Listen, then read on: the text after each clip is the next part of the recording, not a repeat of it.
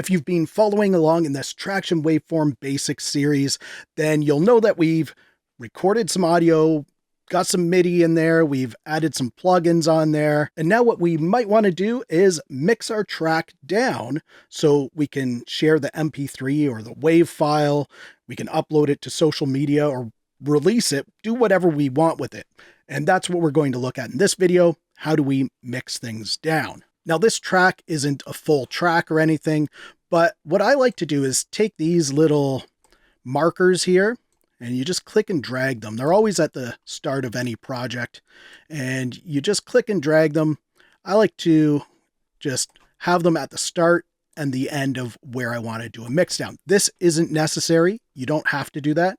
It's just a preference that I have. So I usually put it like one beat or sometimes even one bar before the actual start of the song. That way we capture that initial attack.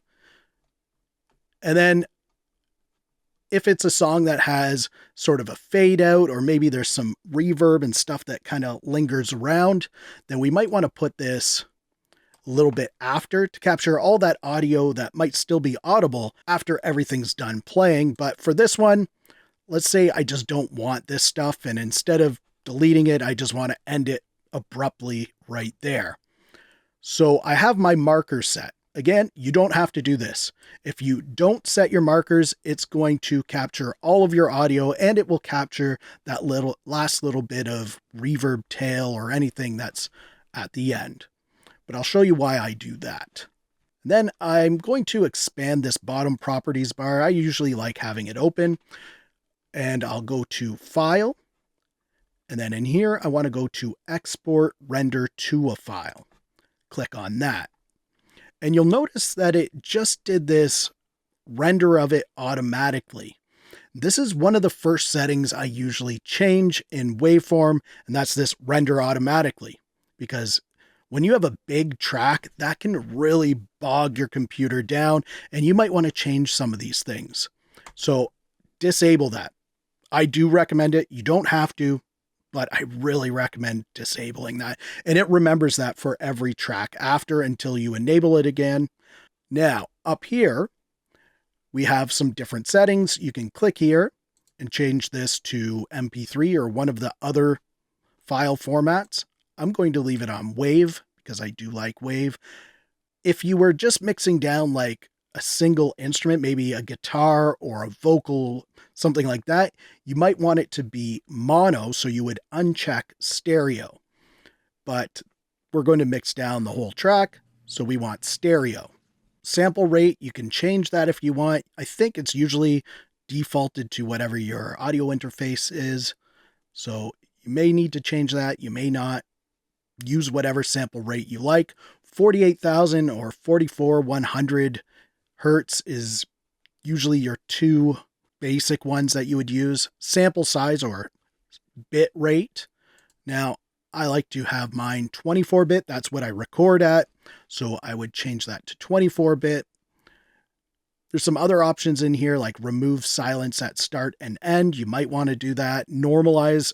I don't recommend doing that. You can do that later on if you want. Dithering enabled.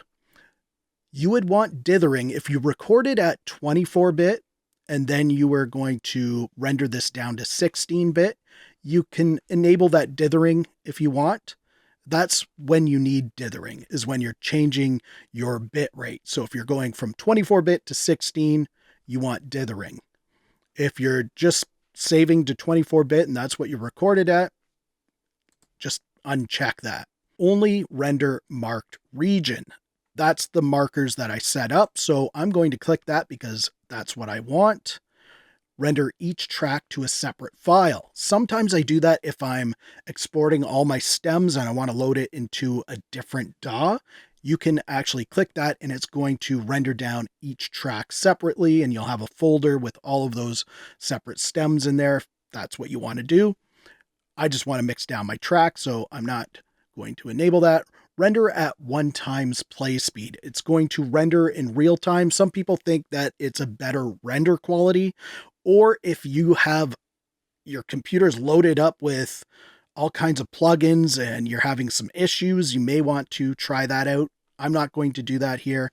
Add acid tempo note info. If that's something you want, you can enable that. And add to library would add it to the library for this track, if that's what we wanted. Now we can choose where we're going to save this. So click browse there. And I don't mind. This is in the actual folder for this project. It's the exported audio folder. I don't mind that there, but if I wanted to save it on my desktop or somewhere else, I would choose that. And you can also rename this if you want. But the default is fine for me right now. And when I'm ready, I'm going to hit render. Because this is a very small track, it took like a second to do. Larger tracks, more plugins is going to take longer. And let's just go and find our audio. So I'm in the project folder here, and it's in the exported folder. I actually rendered it twice, I guess. So we'll just go with this one. This might be that automatic one that it did.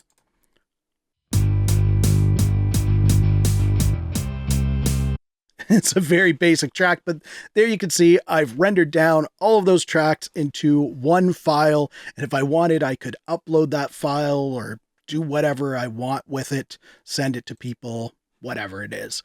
But that's how you render your tracks down to an MP3 or a WAV file, whatever it is you need. Thank you for following along in this series. That's it for the basics. There's going to be some advanced videos on the way, and I already have a bunch of advanced videos out there. I'll include those at the bottom of the playlist of this basic series. Also, you can click right here to continue on with some of those advanced videos. If you liked this video, please give it a thumbs up. Also, subscribe to the channel for more videos like this. Thank you so much for watching. For Audio Tech TV, I'm Zane. Keep creating. Fist bump. Thumbs up.